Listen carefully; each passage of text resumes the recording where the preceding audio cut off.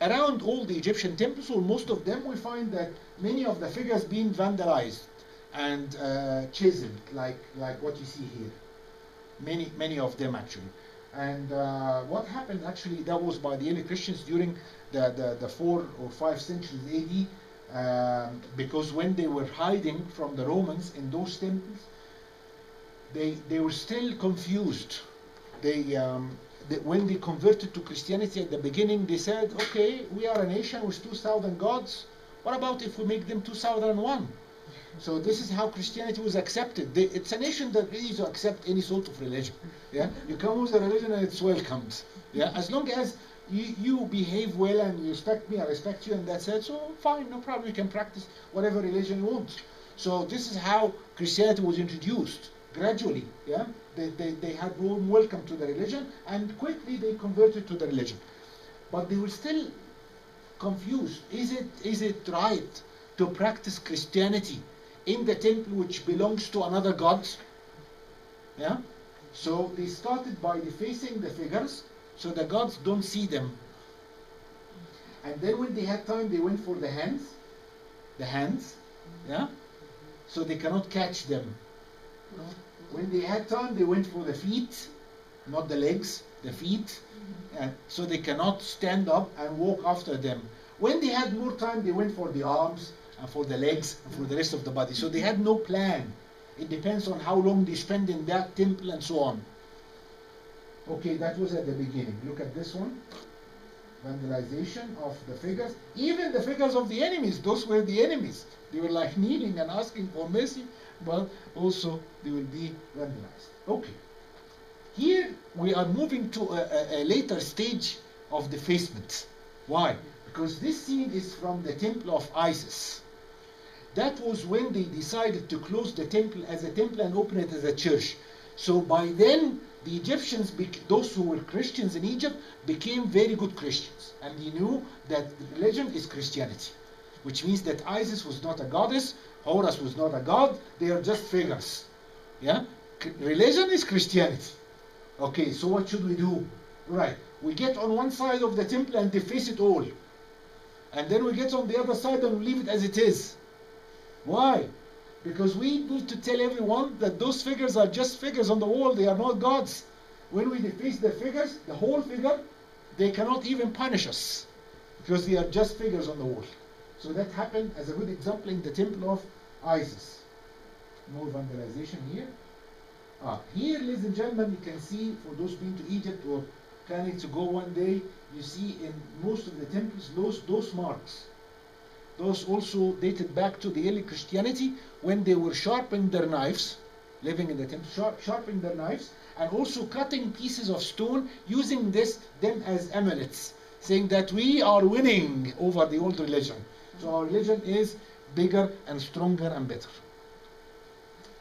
Also, in many of the temples, you find like on the ceiling there is like black smoke.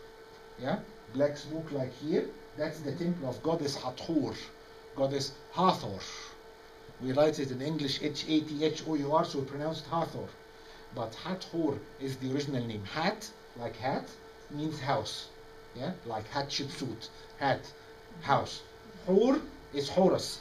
So Hathor means the house of Horus. And I insist always on pronouncing the name in the Egyptian way, because it has a meaning. But when you say it in the Greek way, it means nothing. Yeah? So the black smoke on the ceiling, because also by the time when the early Christians were hiding in the temples and they were lighting torches and candles, left the black smoke. By the way, there is a great project in the temple of Dendera. They are cleaning it now. And some of the colors revealed. When you go on my website, you can see the updated pictures. And you see the beautiful collection from the temple of Dendera with the colors being revealed. We'll leave this subject and we'll go to another subject, which is the language. The Coptic language. But before we talk about the Coptic language, also I came across talking about this earlier on, but I would like to explain it once again to everyone. Coptic. What is the word Copt? Copt means Egypt. Coptic means Egyptian. To cut the long story short. Yeah? The word is, the meaning of the word means Egypt.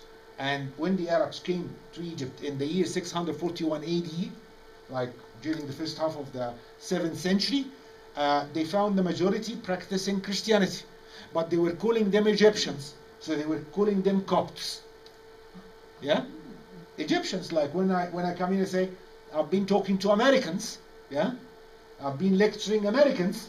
So I'm talking the name nationality. So the Arabs, when they came to Egypt, they said, all these people are Egyptians. It's true. All these people are Copts.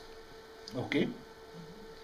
Those who converted to Islam, to make them sound different, they call them Muslims. Yeah? Those who remained Christians kept the original name Copt. So, I am a Muslim, but I'm proud to say I'm a Muslim Copt. Yeah. Now, I want you to know this terminology, it's very important. Yeah? And we are reviving this now in Egypt. Everybody knows it. I mean, it's only like scholars and so on who knew this, but now everybody, the ordinary people know it. Because, I mean, for generations and generations, we thought that Copts means Christians, but it's not. Copts mean Egyptians.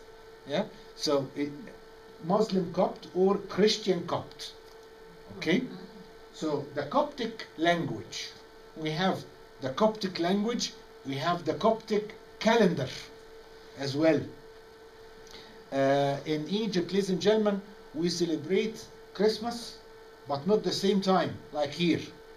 Our Christmas is in January. Yeah? Our Christmas is in January. It used to be the 7th of January until a couple of years ago. And now changed to be the 8th. How come? Why it is different at the first place? Why it's not in December? Because one of the Egyptian priests had a study and research and said that calculating the birth of Jesus was not accurate. Why? Because we're using the Gregorian calendar and we should use a lunar calendar, which is more accurate. So he calculated the difference since the birth of Jesus until that time, the 15th century or 16th century, and he said that the difference of days, they were like 10 days, so added them to the 24th of December to make them early January.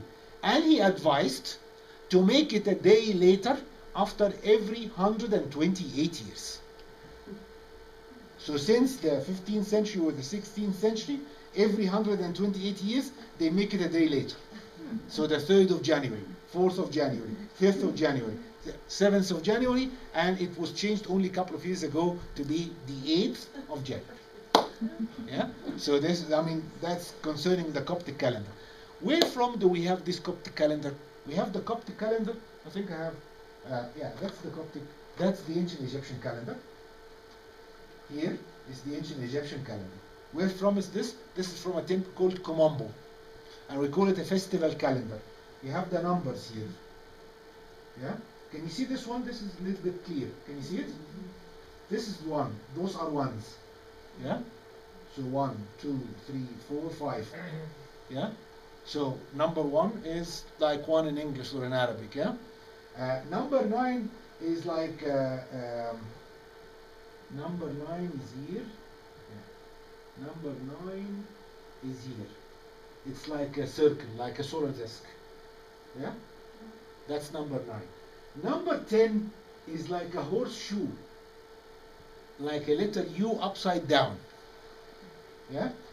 From 1 to 8 you count how many ones. And then you have number 9 and then you have 10.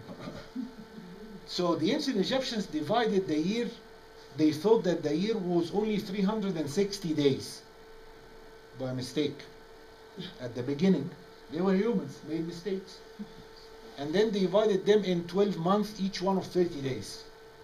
And then after a while they said, must be something wrong. Because there is a change of climate. They were missing 5 days every year. So they calculated again and they said, we have 5 missing days. So we add them to the calendar. But because we have this calendar and next to every day we have an explanation of what we should do that day, like a diary, yeah? What you're doing on the 2nd of July, renewing my driving license. The 7th of August is when I'm going on a holiday to, you know what I mean? So it's like a diary. So it's a festival calendar. So next to each day, we have a name of a festival and a place of a festival. And also we have instructions given for farming the land. And believe it or not, when I was a child, I used to hear my grandparents talking about their plans. Next month we are doing so and so, or in 3 months time and so on. And they used to mention names of months that I don't know. I know the Arabic month, Arabic calendar, and Gregorian calendar, January. So what is this? And I couldn't negotiate with them. I mean, I don't know what I'm talking about. Until I went to college and I studied Egyptology in university and found that those names of the month they were using is the Coptic calendar, which is based on the ancient Egyptian calendar. Amazing. So this calendar was used in Egypt since maybe the beginning of the Egyptian civilization until the year 1971 AD. Why have we stopped using the calendar? Because we built the high dam. With the high dam, we have regular irrigation all the year round. So the farmers don't have to stick to the old rules of irrigating the land, farming and so on. They have 3 seasons in the old calendar. The first one is irrigation. The second one is planting. The third one is harvest. Makes sense? The Nile is life. Yeah, we live on the Nile, we live by the Nile, we count completely on the river Nile. So everything should be related to the Nile. The beginning of the year, the first day of the year, which is between the 17th and the 19th of July, is the day when the Nile comes in a great inundation, starting to reach the maximum level. Yeah? So this is the beginning of the year. Anyway, so they had the numbers from 1 to 8, and then number 9, and then the 2 tens. It's not our subject, but I mentioned this as a background about the Coptic, the ancient Egyptian influence in the Coptic relation. So the same thing here is the Coptic language, which is the latest version of the ancient Egyptian language. The Rosetta Stone, ladies and gentlemen, had 3 inscriptions. I wouldn't say 3 languages. 3 inscriptions, 3 writings on it. The top one is hieroglyphics, which is the official language of ancient Egypt. The festival language. They use it for carving on the walls of the temples and tombs and so on. Tell the big stories. But what is the language the locals were using? It's the second one on the Rosetta Stone, which is Demotic. The Demotic is a simplified version of hieroglyphics. Yeah? And we had another writings which is Hieratic. Yeah? That's used by the priests. So the first one and the second one were ancient Egyptian languages, and the bottom one was Greek. Yeah? So the latest version of the Demotic is the Coptic language. It was very difficult. Is it used until now? Yes.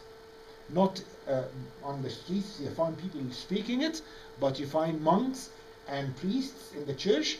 They learn this language and they use it in certain services, not in every service in the church, but in certain ones and in certain places as well. Because if I'm a Christian Egyptian and I go to the church and I hear someone speaking this language, I wouldn't understand the word.